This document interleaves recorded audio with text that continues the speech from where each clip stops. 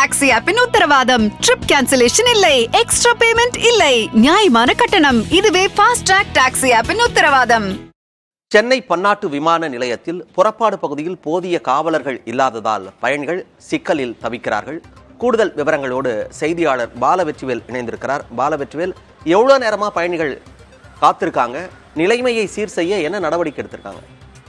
மணிமாறன், கடந்த 10 மணி நேரமாக சென்னை பன்னாட்டு விமான நிலையத்தில் பயணிகள் கூட்டம் நிரம்பி வழிகிறது. குறிப்பாக விமானம் ஏறுவதற்கு நீண்ட நேரம் ஆவதாக பயணிகள் புகார் தெரிவிக்கின்றனர்.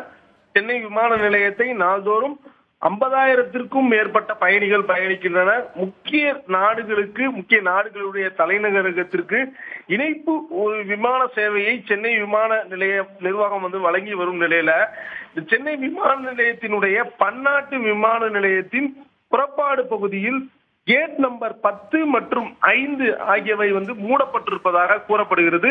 இதன் காரணமாக உள்ள சென்ற பயணிகள் குறிப்பாக தங்களுடைய விவரங்களை கொடுத்துவிட்டுதான் விமான பயணம் அவர்கள் மேற்கொள்ள முடியும்.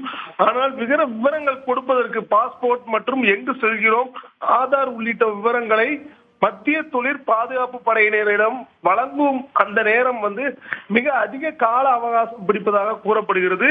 குறிப்பாக துபாய், லண்டன், கொழும்பு, அபுதாபி உள்ளிட்ட நாடுகளுக்கு செல்லக்கூடிய விமானிகள், அந்த விமானத்திற்கான பயணிகள் நீண்ட வரிசையில காத்திருக்காங்க.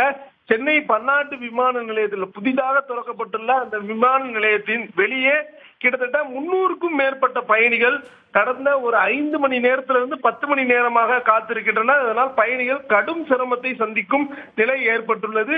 விமான நிர்வாகம் உடனடியாக பயணிகளுடைய சிரமத்தை கருத்தில் கொண்டு நடவடிக்கை எடுக்க வேண்டும் என்பதுதான் நம்ம கோரிக்கையாக இருக்கிறது. மணிமாறன், விவரங்களை கொடுத்தமைக்கு நன்றி. பாலவெற்றிவேல். ஃபாஸ்ட் ட்ராக் டாக்ஸி ஆப்பின் உத்தரவாதம். ட்ரிப் கேன்சலேஷன் இல்லை, எக்ஸ்ட்ரா பேமெண்ட் இல்லை, நியாயமான கட்டணம். இதுவே ஃபாஸ்ட் ட்ராக் டாக்ஸி ஆப்பின் உத்தரவாதம்.